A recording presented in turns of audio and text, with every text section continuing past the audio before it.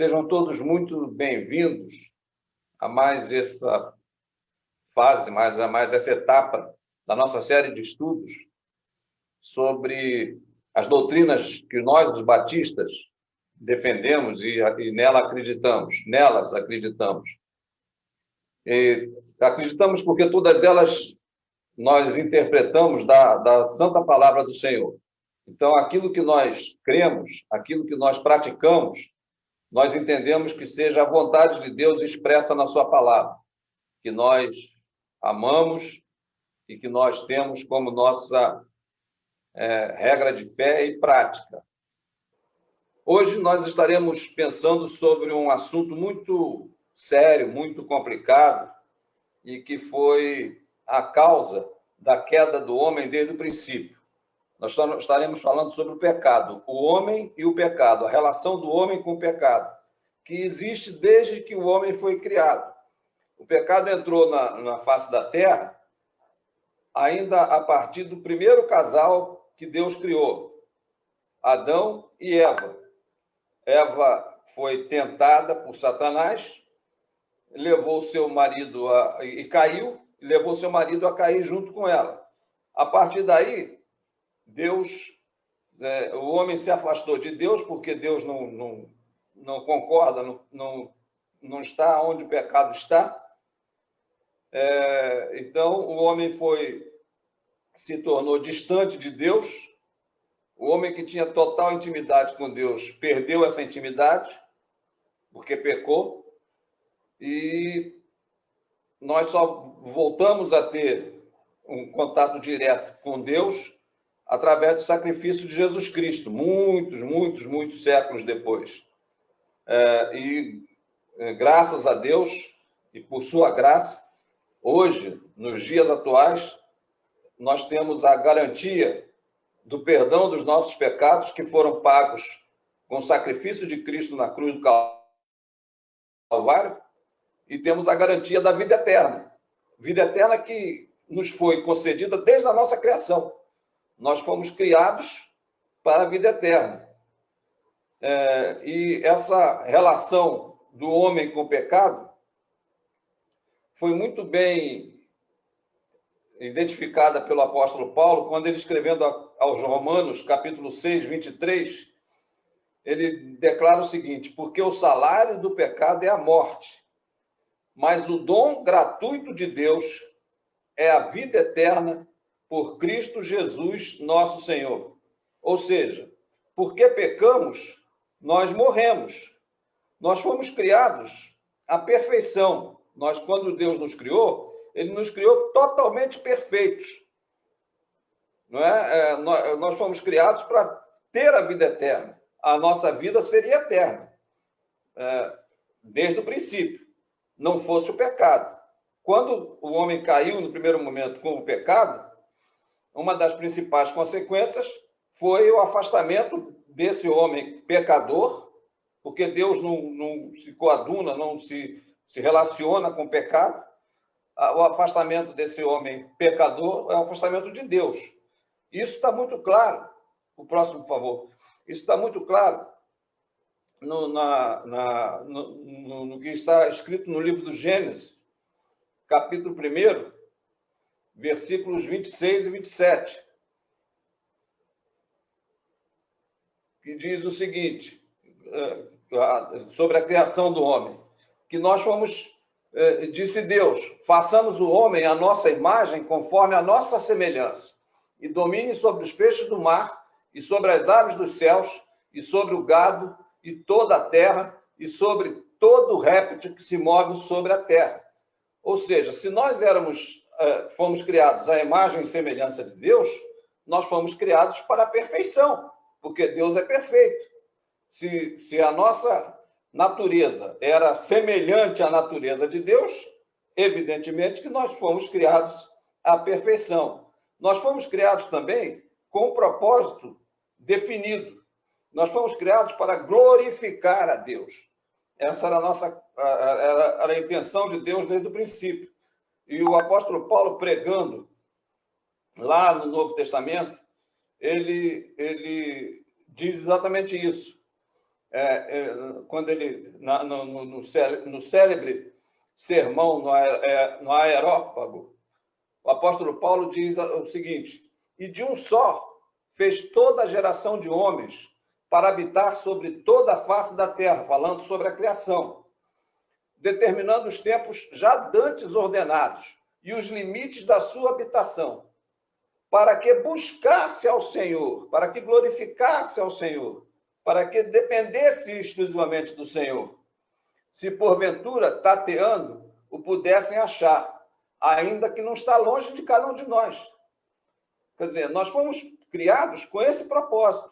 Quando Deus nos criou, quando Deus criou a raça humana, a partir de Adão e depois de Eva, Deus criou o homem para que esse homem dependesse exclusivamente dele. E não existe nada melhor do que essa relação de dependência total, dependência completa do Senhor Deus. Mas o homem preferiu pecar, preferiu se desviar daquilo que Deus havia estabelecido desde o princípio. E essa é a nossa natureza. Nós nascemos com a marca do pecado. O salmista diz que quando nós somos concebidos, ou seja, antes do nosso nascimento, nós já temos a marca do pecado em nós. Havia uma convivência perfeita, íntima, uma convivência harmoniosa com Deus. O capítulo 2 do livro de Gênesis, versículos 16 e 17, nos garante isso. Olha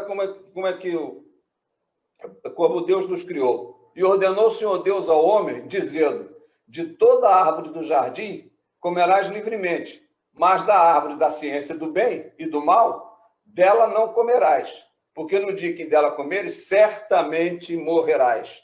Então, a convivência do homem com Deus era perfeita. Deus criou tudo e diz assim: é todo seu, pode fazer o que você quiser. E o texto diz em seguida que Deus passeava diariamente, todo o tempo, vendo o que o homem necessitava para que Deus providenciasse aquilo. O que ele, na verdade, faz até hoje conosco.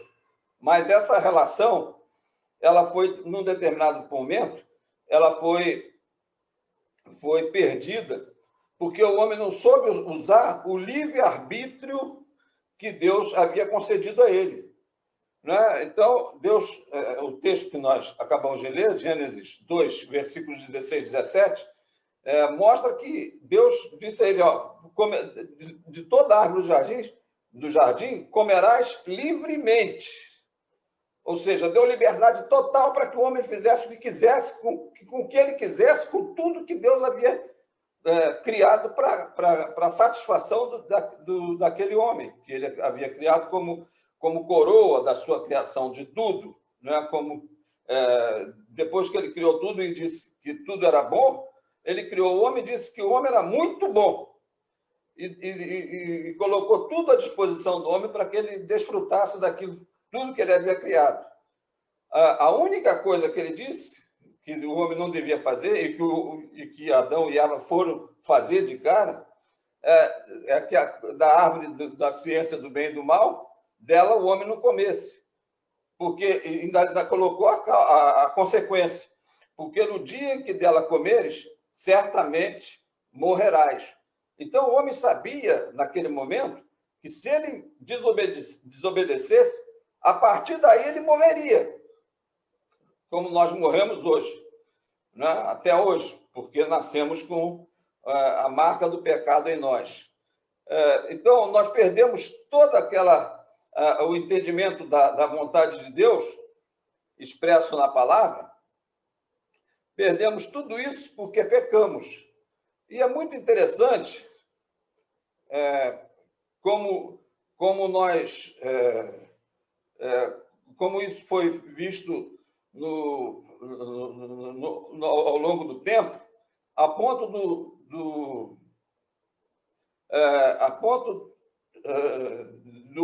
de Deus dizer a Adão e Eva sobre esse livre-arbítrio, ele diz o seguinte: os céus e a terra tomo hoje por testemunhas contra vós, que te tenho proposto a vida e a morte, a bênção e a maldição. Escolhe, pois, a vida para que vivas, tu e a tua semente. Isso está registrado em Deuteronômio 30, 19. Isso já foi bem à frente. Mas mostra que, ainda assim, mesmo com o homem pecador, Deus ainda concedeu, como nos concede até hoje, o livre-arbítrio para que nós escolhamos aquilo que queremos, né? Para que nós pensemos aquilo que queremos pensar, que pratiquemos aquilo que queremos praticar e que façamos ou não a vontade de Deus na nossa vida. Mas ele coloca sempre a mesma condição. Se não for obedecido aquilo que eu determino, certamente morrerás. É o que acontece conosco até hoje. Como é que nós podemos fugir do pecado? Como é que nós podemos sair da tentação do inimigo que vive a nos rodear, querendo nos tragar? Entendendo perfeitamente aquilo que Deus quer para nós expresso em sua palavra. O salmista, no Salmo 119, ele diz o seguinte: escondi no meu coração a tua palavra para eu não pecar contra ti.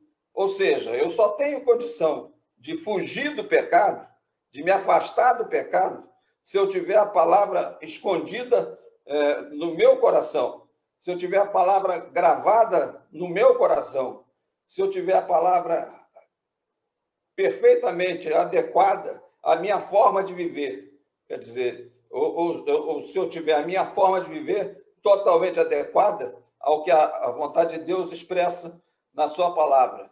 O autor da carta aos Hebreus, no capítulo 1, versículos 1 e 2, ele diz o seguinte: havendo Deus antigamente falado muitas vezes e de muitas maneiras aos pais, pelos profetas, a nós falou-nos nesses últimos dias pelo Filho, a quem constituiu herdeiro de tudo, por quem fez também o mundo. Então, a forma de nós entendermos a vontade de Deus e não pecarmos, ou seja, que não decepcionarmos aquilo que Deus tem para nós, a vontade de Deus na nossa vida, entendendo a sua palavra, praticando a sua palavra, praticando aquilo que ele estabeleceu para nós e está expresso na sua palavra. O que é o pecado? O que é o pecado e quais são as suas consequências? Não é? No capítulo 3 do livro do Gênesis, versículo 9, Deus diz o seguinte, no anterior, por favor. Deus chama, logo após Adão e Eva pecarem contra Deus, está registrado no livro do Gênesis, capítulo 3, versículo 9, a seguinte expressão: e chamou o Senhor Deus a Adão e disse-lhe: onde estás? É muito interessante essa expressão do Senhor, e por muito tempo eu fiquei pensando, pessoalmente, por que Deus faria essa pergunta? Porque para Deus nada é oculto, para Deus nada é escondido. É evidente que Deus sabia onde Adão estava e o que ele tinha feito. É evidente que ele sabia de tudo que tinha acontecido, porque Deus está em todos os lugares, em todo o tempo. Não adianta a gente se esconder de Deus, porque foi o que o casal lá tentou fazer no primeiro momento, se escondeu de Deus. Não adianta. Deus lhe disse: onde estás? E pensando melhor e lendo alguma coisa também a respeito, eu cheguei à seguinte conclusão: não é que Deus não soubesse onde Adão e Eva estavam. Adão e Eva é que não sabiam onde Deus estava porque eles perderam contato pelo pecado. Como eles pecaram e Deus não convive com o pecado, quem estava longe de quem Era Adão e Eva que estavam longe de Deus.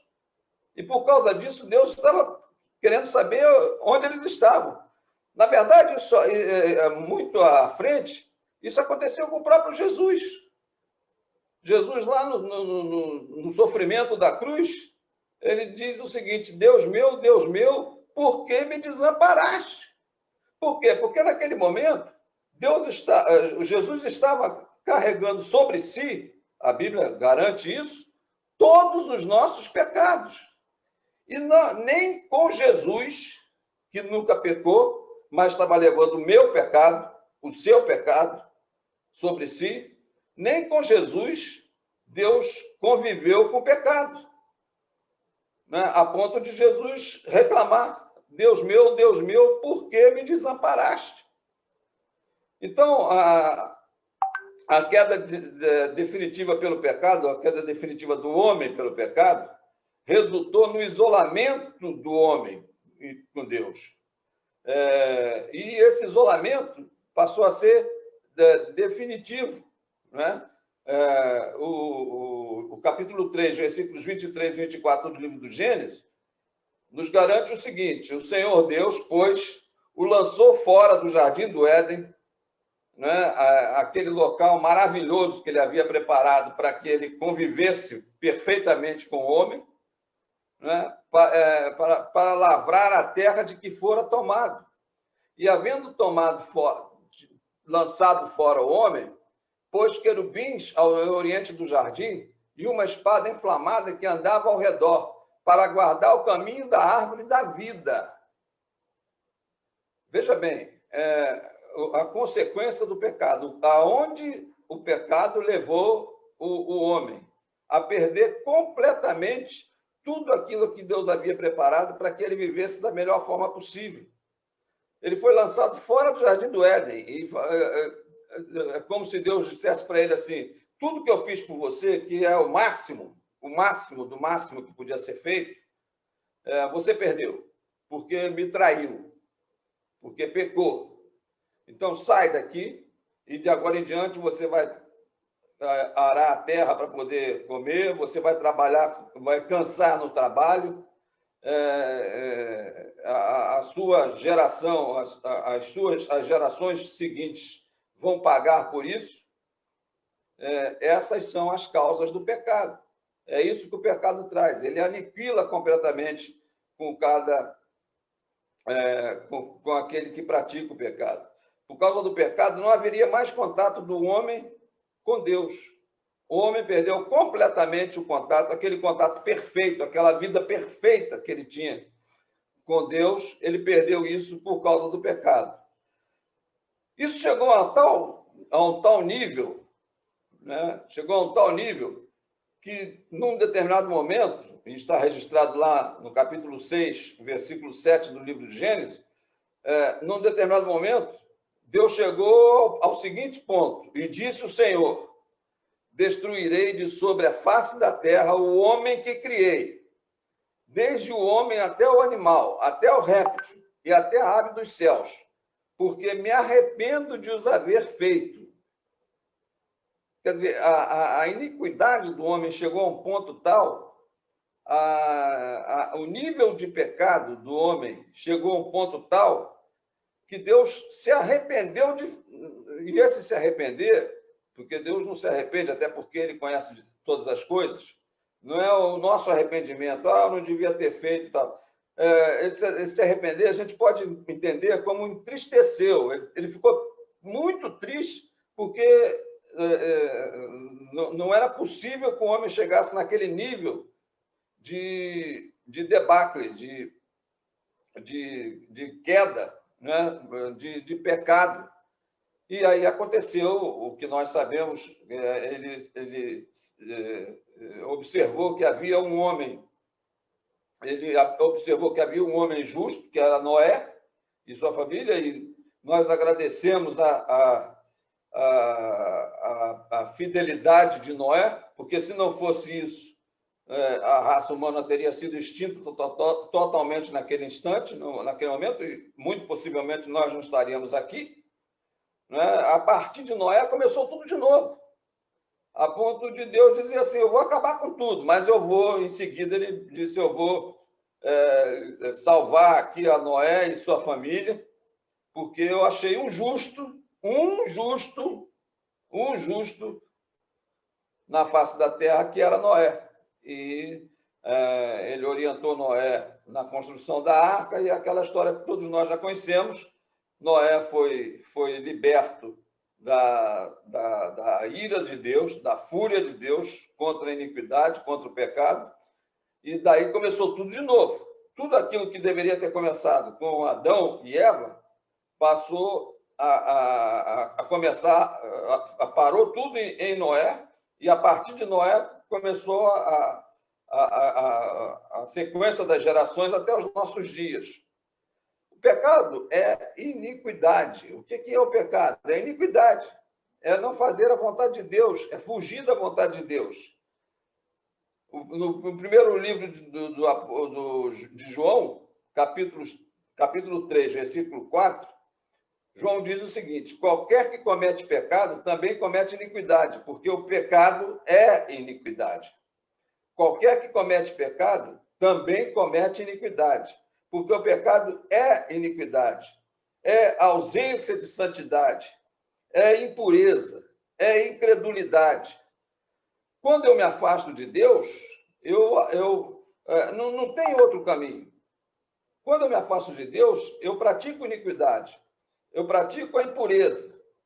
A santidade que eu preciso cultivar em mim, ela se torna ausente. Eu perco a condição de santo. Eu me torno incrédulo. Agora, há uma condição de pecado que é definitiva. E esse pecado não tem remissão, não tem perdão, que é eu rejeitar o plano de salvação que Deus tem para cada um de nós. Diante desse quadro todo, Deus pensou numa forma de recuperar aquele homem amado que ele havia criado no princípio. Nós chegamos a um nível tal de pecado que fez com que Deus chegasse a pensar em acabar com tudo e voltar a ser o que era. A terra era sem forma, sem vida, sem nada, né? Deus chegou a pensar nisso. E só não executou esse projeto porque havia, naquele momento, um homem justo, que era Noé. E ele nos trouxe a salvação e a continuidade do projeto de Deus na criação do homem. Ele nos trouxe a salvação porque Noé era o único justo, e Deus salvou Noé e sua família. E a partir daí continuou, recomeçou tudo aquilo. O apóstolo Paulo, escrevendo aos Romanos, capítulo 6, 23, ele nos diz o seguinte: porque o salário do pecado é a morte, mas o dom, quer dizer, a consequência do pecado é a morte. Né? E isso Deus tinha dito lá antes do homem pecar. Olha, se você se aproximar da árvore da vida, se você comer o fruto da árvore da vida, certamente morrerá. E o apóstolo Paulo garante disso, porque o salário do pecado é a morte. Quer dizer, pecamos, morremos, acabou, fim de papo. Mas o dom gratuito de Deus é a vida eterna por Cristo Jesus, nosso Senhor. A forma que Deus pensou, criou, para que nós tivéssemos novamente contato com Ele, apesar de pecadores, e como pecadores nós continuamos não tendo acesso a Deus diretamente, essa forma passa por Jesus Cristo obrigatoriamente. Nós só temos condição de ir a Deus quando nós cremos naquilo que Jesus Cristo nos deixou. E é por causa disso que nas nossas orações nós dizemos assim: em nome de Jesus, amém. Tudo aquilo que nós pedimos, tudo aquilo que nós agradecemos, nós não fazemos diretamente a Deus, nós fazemos por Jesus Cristo, em nome de Jesus Cristo. E esse é o único pecado que não tem perdão. Porque se eu morrer sem admitir, sem aceitar essa intermediação de Cristo por mim, sem aceitar Cristo como Salvador da minha vida, eu estou desgraçado, quer dizer, eu estou perdido. Eu não tenho condição de voltar a ter contato com Deus como quando nós fomos criados lá em Adão e Eva. O diabo é o causador do pecado. Satanás é o indutor do pecado, que leva o pecador a pecar. Né? É ele, exatamente é ele quem faz isso. Na carta de Paulo aos Efésios, capítulo 6, versículo 10 e 11, o apóstolo diz o seguinte: no demais, irmãos meus, fortalecei-vos no Senhor e na força do seu poder. Revesti-vos de toda a armadura de Deus, para que possais estar firmes contra as astutas ciladas do diabo. Essas astutas ciladas do diabo, elas acontecem desde o princípio, e foi assim que Eva, no primeiro momento, foi atingida e levou a Adão a se aliar a ela e ser atingido também, de forma astuta. Como é que a serpente, que a Bíblia conta, registra, como a serpente atingiu a Eva? Olha, não é bem assim como Deus disse, não. Fique tranquila, não é bem assim, não. O problema é que se você comer do fruto que ele disse para você não comer, você vai ser igual a ele, conhecendo o bem e o mal. Porque naquele momento, como não havia pecado, só se conhecia o bem. E para que conhecer o mal? Por que eu preciso conhecer o mal? Mas Eva ficou tentada, né? Ficou tentada a conhecer o mal, porque o bem ela já conhecia, que era viver perfeitamente e harmoniosamente com Deus. Ficou tentada a conhecer o mal e desobedeceu aquilo que Deus estabeleceu, comendo do fruto proibido por Deus, e daí nós caímos totalmente, junto com ela. Né? Por fim, qual foi a origem de Satanás? Satanás, a Bíblia diz que era um anjo do céu, das milícias celestiais, um dos mais destacados. Né?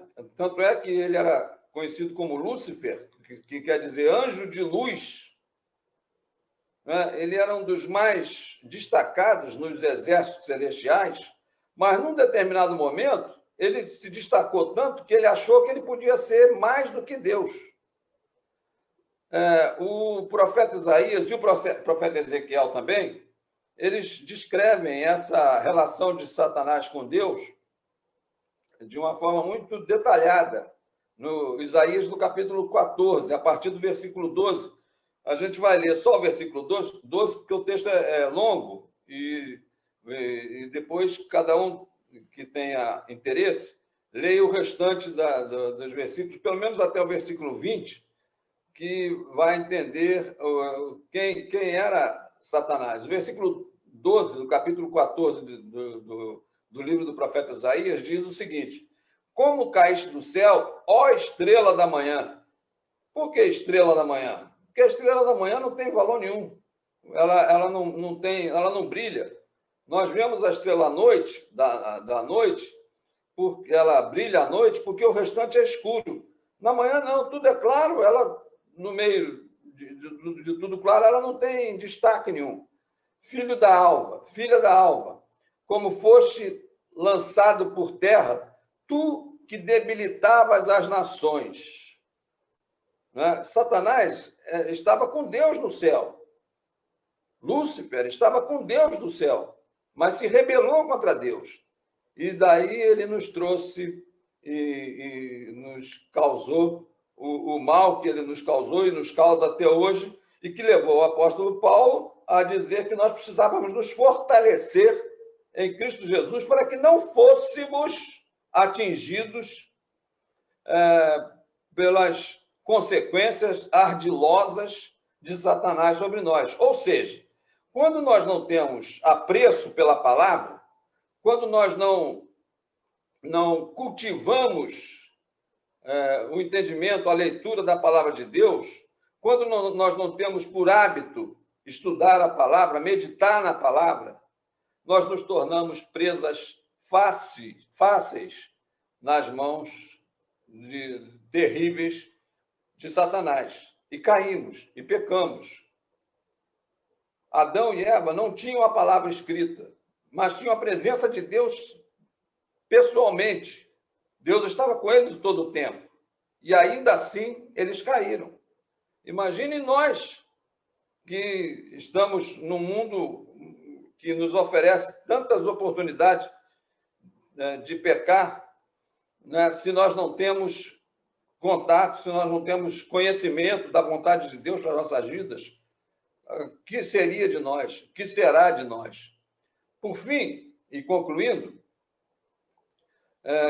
nós dizemos o seguinte: a condição de pecador é inerente ao ser humano. Nós já dissemos aqui, o salmista diz que nós pecamos, nós nos tornamos pecadores na nossa concepção. Quando os nossos pais se uniram, ali nós já éramos pecadores. Não é que nós somos pecadores quando nascemos, não. Nós somos pecadores na nossa concepção, na relação que nos formou. A graça de Deus, no entanto, foi suficiente para que, por Cristo Jesus, obtivéssemos a remissão dos nossos pecados e, consequentemente, a garantia da vida eterna. Tudo o que ele pede é que creiamos no que nos deixou. Jesus Cristo, através das páginas do Novo Testamento e da revelação, né, a nós da sua vida, né, do que fez, do que nos pediu, Jesus Cristo nos estabelece critérios e condições de vida, e tudo que ele pede é que nós creiamos nisso e pratiquemos aquilo que ele nos pediu. Isso é suficiente para que nós tenhamos os nossos pecados remidos, né, pelo seu sacrifício, para que nós obtenhamos a salvação para as nossas vidas e, consequentemente, que nós adquiramos por ele o direito de vida eterna e vida eterna com ele. Por fim, apenas para a meditação, ainda o apóstolo Paulo, na carta aos Romanos, capítulo 5, versículo 19, ele deixa um princípio maravilhoso e que vale a pena meditar nele. Porque, como pela desobediência de um só homem, Adão e Eva, né, muitos foram feitos pecadores, né, ou seja, todos foram feitos pecadores, né, porque essa foi uma das consequências do pecado, ele nos atingiu a todos. A partir daí, nós passamos a nascer, todos os homens nasceram com pecados, já com o pecado marcado, com a marca do pecado em si. Pecado que nós entregamos a Jesus quando ele lá na cruz estava sofrendo por nós. Quem merecia estar ali na cruz era eu, era você, era qualquer um outro, era Adão, era Eva, era Davi, era Isaías, mas Jesus fez isso por nós.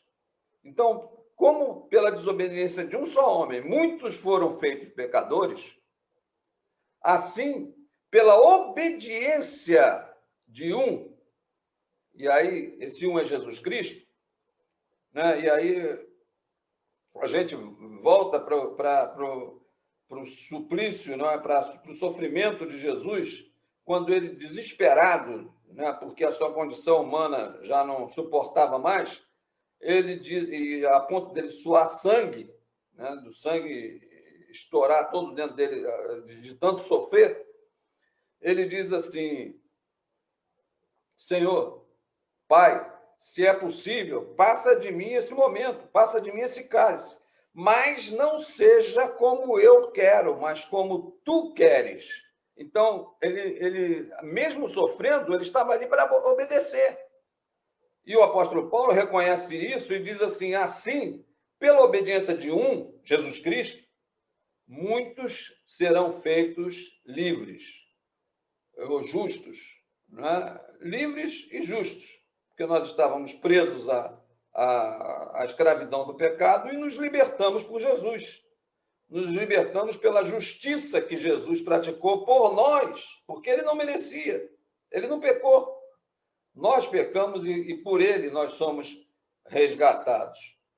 Que Deus nos abençoe, que nós fujamos do pecado hoje e sempre, e que obtenhamos a garantia da vida eterna, garantia essa que nos foi apresentada pelo próprio Jesus, né?